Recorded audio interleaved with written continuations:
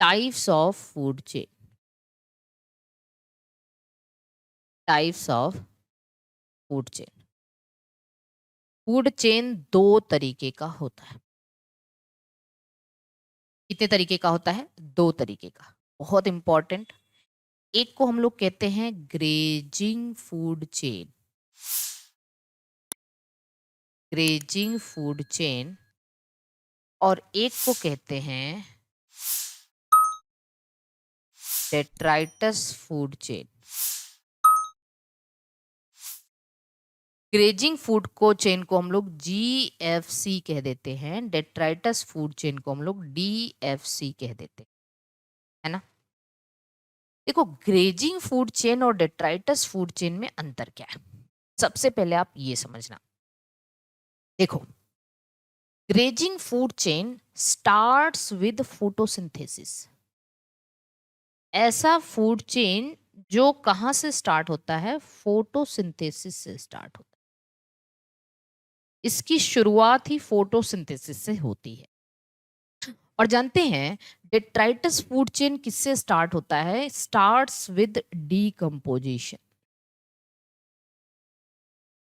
Decomposition से। Ma'am, video के last में रेगुलेटर और कन्फर्मर आएगा ना? क्यों टेंशन ले रहे हो? रेगुलेटर और कन्फर्मर आएगा अभी। Starts with decomposers. Regulator, कन्फर्मर, partial regulate, ठीक है, सब आएगा, डोंट वरी। जानते हैं डीकंपोजर से स्टार्ट होता है ये। किससे स्टार्ट होता है? डीकंपोजर से। और ये किससे स्टार्ट होता है? फोटोसिंथेसिस से। मतलब यहाँ पे सबसे पहली प्रोसेस फोटोसिंथेसिस होती है और यहाँ पे सबसे पहली प्रोसेस क्या होती है? डीकंपोजिशन, या सॉरी डीकंपोजिशन। डीकंपोजिशन। डिकम्पोजिशन का मतलब डेड डिकेइंग ऑर्गेनिक मैटर, मतलब जो है उनको डिकम्पोज करना। तो आप कह सकते हो कि यहाँ पे first, at first trophic level, at first trophic level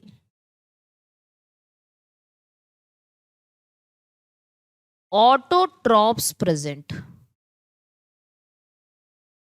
पहले ट्रॉपिक लेवल पे इस पे ऑटोट्रॉप प्रेजेंट होते हैं, दैट इज ग्रीन प्लांट्स। इसमें पहले ट्रॉपिक लेवल पे ग्रीन प्लांट्स प्रेजेंट होते हैं और एट फर्स्ट ट्रॉपिक लेवल, यहां first trophic level decomposers present. Decomposers present. Decomposers जानते हैं कौन होते हैं? बैक्टीरिया और फंजाई। बैक्टीरिया और फंजाई, ठीक है। यहां सोर्स ऑफ एनर्जी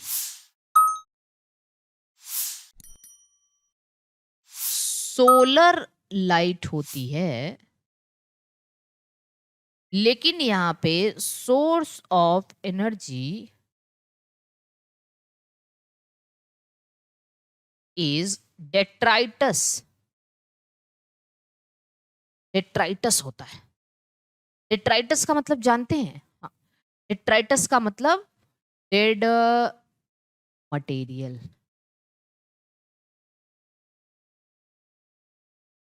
डेट्राइटस का मतलब क्या होता है? Dead material. हाँ, ठीक है।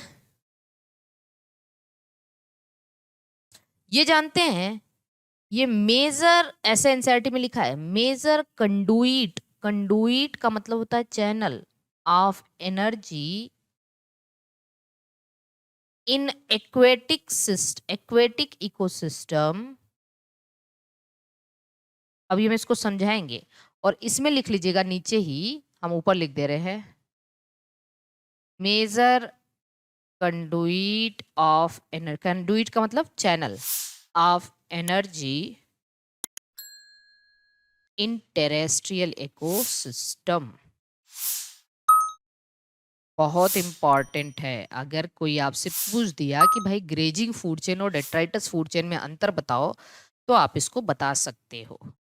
ठीक, अब चलो इसको समझते हैं। ग्रेजिंग फूड चेन और डेट्राइटस फूड चेन में अंतर क्या है? ये सबसे पहली प्रोसेस कहाँ से शुरू होती है? फोटोसिंथेसिस से। ये कहाँ से शुरू होती है? डिकम्पोजिशन से। इस पे पहले ट्रॉपिक लेवल पे ऑटोट्रॉप प्रेजेंट होते हैं। इसमें पहले ट्रॉपिक लेवल पे भाई मतलब कोई ऑर्गेनिज्म मर गया है तो उसको डिकम्पोज करना है, तो बैक्टीरिया और फंजाई डिकम्पोज करेंगे। यहाँ सोर्स ऑफ एनर्जी तो सोलर लाइट है, लेकिन यहाँ पे उस सोर्स ऑफ एनर्जी क्या है? जो डेड डिकेइंग ऑर्गेनिक मैटर है वही सोर्स ऑफ एनर्जी है। ये major conduit of energy in aquatic ecosystem, ये major conduit of energy in terrestrial. क्योंकि टेरेस्ट्रियल इकोसिस्टम में सबसे ज्यादा आपको कूड़ा करकट कहाँ दिखता है? पानी में या धरती पे? ये बताओ। अर्थ पे, टेरेस्ट्रियल इकोसिस्टम में जितने भी कूड़ा करकट है, डेड ऑर्गेनिज्म है, डेड प्लांट है, डेड एनिमल है, जितने भी गोबर है, हड्डी है, सारी चीजें हैं, वो सब आपको कहाँ देखने मिलेगा? धरती पे, टेरेस्ट्रियल इकोसिस्टम में। और उनको अगर डिकम्पोजर्स डिकम्पोज ना करें तो फिर क्या होगा? तो मेजर एनर्जी का सोर्स जो डेट्राइटस फूड चेन है वो टेरेस्ट्रियल इकोसिस्टम के लिए मेजर चैनल ऑफ एनर्जी बनाता है ना? लेकिन अर्थ मतलब पानी के अंदर ज्यादातर एनर्जी चैनल कौन बनाता है? एनर्जी का मोस्ट चैनल कौन बनाता है? Grazing food chain. ये ऑटोट्रॉप को फिर क्या खाए? हर्बीवोर खाए, हर्बीवोर को कार्निवोर, कार्निवोर को फिर। तो देखो पानी में उतना कूड़ा करकट नहीं है जितना कि आपके धरती पे है। तो detritus food chain major channel of energy है टेरेस्ट्रियल इकोसिस्टम में, जबकि जो ग्रेजिंग फूड चेन है वो मेजर सोर्स ऑफ एनर्जी है वो किसमें? एक्वेटिक इकोसिस्टम में। कितने लोगों को ये बात समझ में आई? दोनों फूड चेन कितने लोगों को समझ में आया? हम्म, दोनों फूड चेन कितने लोगों को समझ में आ गया? अब समझो मेरी बात को।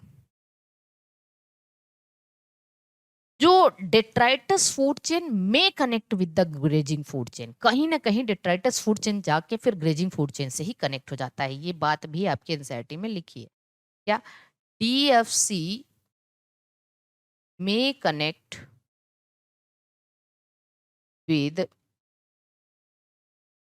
grazing food chain at some level। हाँ, है ना? At some level. जैसे देखो जरा ध्यान से समझो। मान लो कोई डेड ऑर्गेनिज्म है, मान लो कोई डेड ऑर्गेनिज्म है, ठीक है। अब इस डेड ऑर्गेनिज्म पे फीड कर रहा है आपका अर्थवर्म।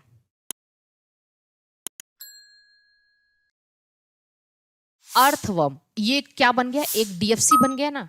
डेड ऑर्गेनिज्म पे अर्थवर्म फीड कर रहा है। ये एक तरीके से क्या बन गया आप कह लो? चलो छोड़ो,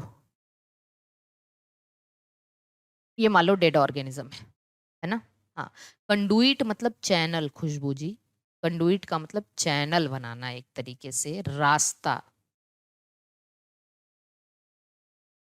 कोई डेड ऑर्गेनिज्म है और इस डेड ऑर्गेनिज्म पे मान लो, देखो यहाँ डिकम्पोजर्स हो सकते हैं या सेप्रोट्रॉप्स हो सकते हैं। डिकम्पोजर या सेप्रोट्रॉप्स। सेप्रोट्रॉप्स या सेप्रोफाइट्स कौन होते हैं जानते हैं? अर्थवर्म होता है। अर्थवर्म भी डेड डिकेइंग ऑर्गेनिक मैटर पे फीड करता है, सेप्रोट्रॉप है। तो अब देखो डेड ऑर्गेनिक मैटर पे किसने फीड किया? अर्थवर्म। अर्थवर्म को किसने फीड किया? फ्रॉग।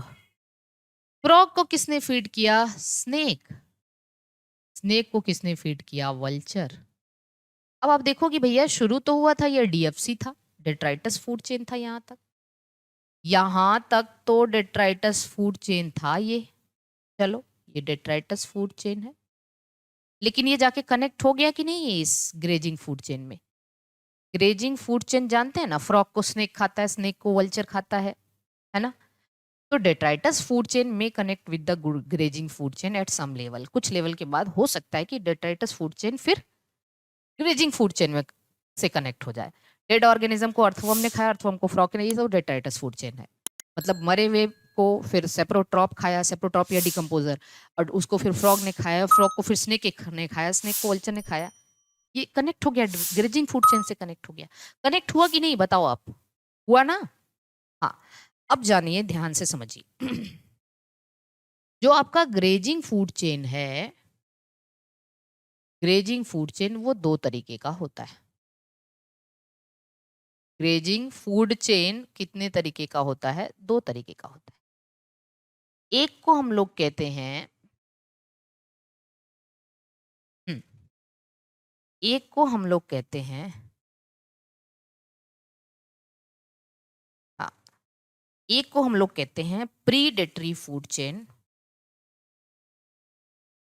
प्रीडेटरी फूड चेन, और एक को हम लोग कहते हैं पैरासिटिक फूड चेन।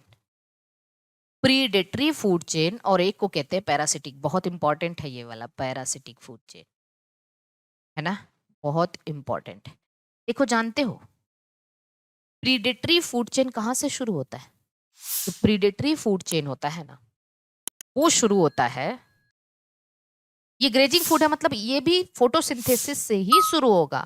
पहले पहले ट्रॉपिक लेवल पे दोनों में ही प्लांट ही होंगे, है ना भाई। ग्रेजिंग फूड चेन है तो दोनों में ही at first trophic level, at first trophic level क्या होगा? At first trophic level producers होंगे, मतलब प्लांट होंगे, प्रोड्यूसर्स प्रेजेंट, प्रोड्यूसर ही प्रेजेंट होगा। फर्स्ट प्रोसेस क्या होगी? फर्स्ट प्रोसेस फोटोसिंथेसिस ही होगी दोनों में, क्योंकि ये दोनों फोटोसिंथेसिस होगी। और सोर्स ऑफ एनर्जी, हाँ, सोर्स ऑफ एनर्जी कोई बोलेगा नहीं, लिखो चुपचाप आप लोग, सोलर एनर्जी ही होगी। बस अंतर ये होगा कि ये स्मॉलर ऑर्गेनिज्म से शुरू होके लार्जर ऑर्गेनिज्म पे खत्म होगा, लार्जर तक जाएगा। और पैरासिटिक जो है, ये लार्जर से शुरू होके स्मॉलर ऑर्गेनिज्म पे खत्म होगा। पैरासिटिक फूड चेन जो है वो हमेशा, अच्छा चलो इसको छोड़ दो, आते हैं। पैरासिटिक फूड चेन का बेस्ट एग्जांपल है ट्री इकोसिस्टम।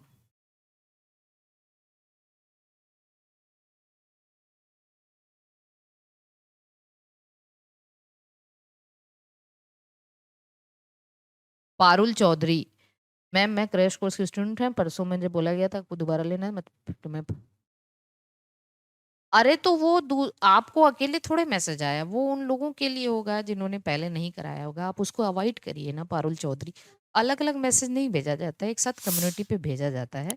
जिन्होंने भर दिया है, जो हो गए हैं, वो अवॉइड करिए उसको, ऐसा कोई दिक्कत नहीं है। अब आपको अपना कॉमन सेंस भी थोड़ा अप्लाई करना है कि हमने अपना ऐड हो गए हैं, हमें कोई दिक्कत नहीं है। वो उनके लिए होगा जो लोग पहले नहीं ऐड हुए होंगे।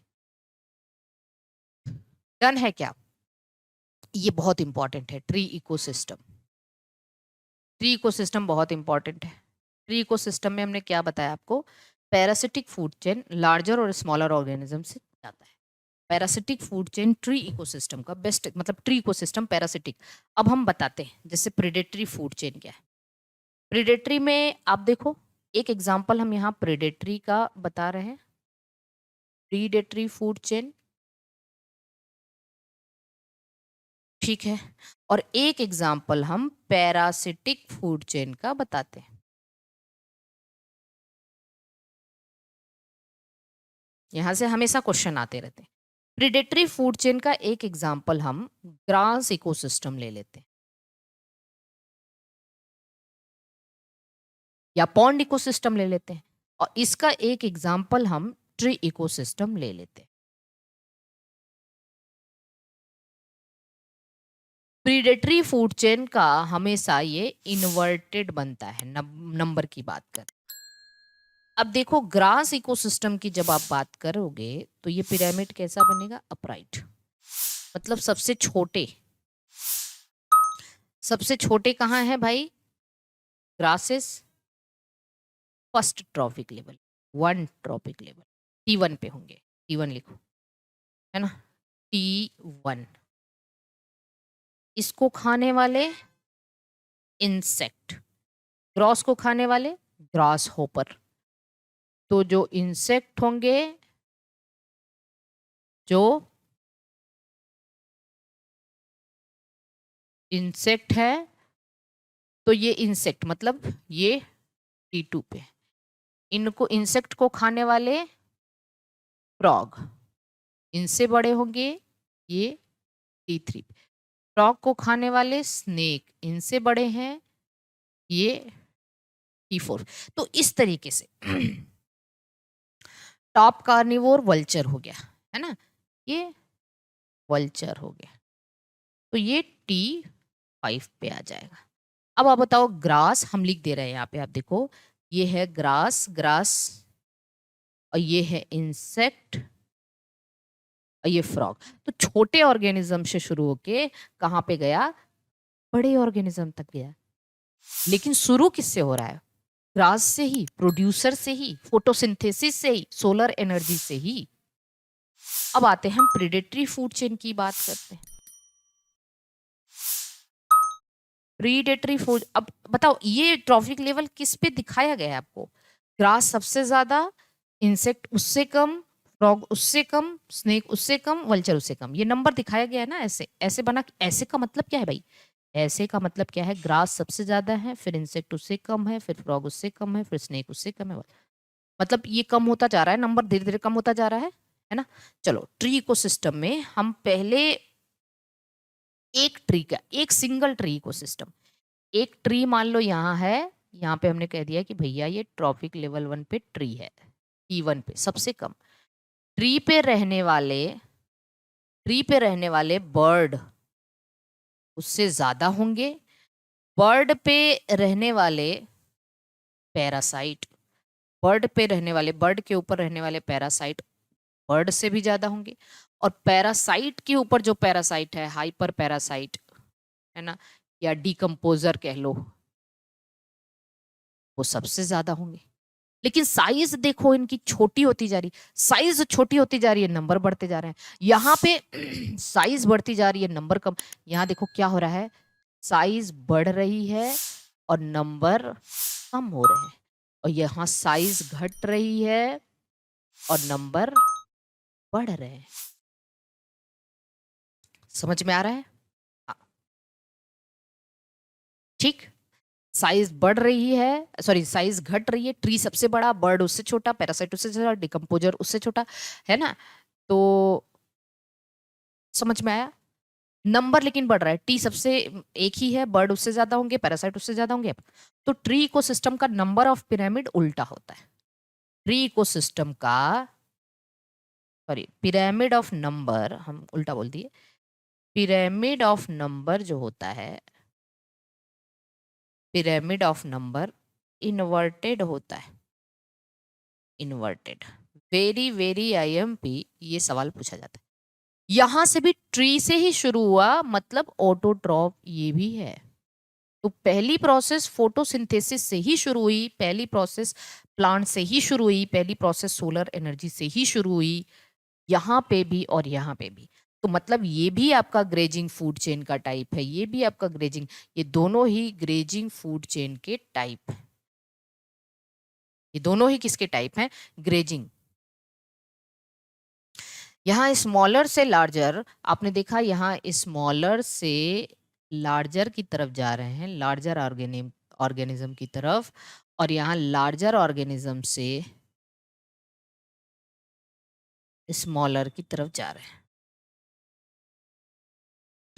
जल्दी से बता दीजिए एक बार, सभी को क्रिस्टल क्लियर है क्या।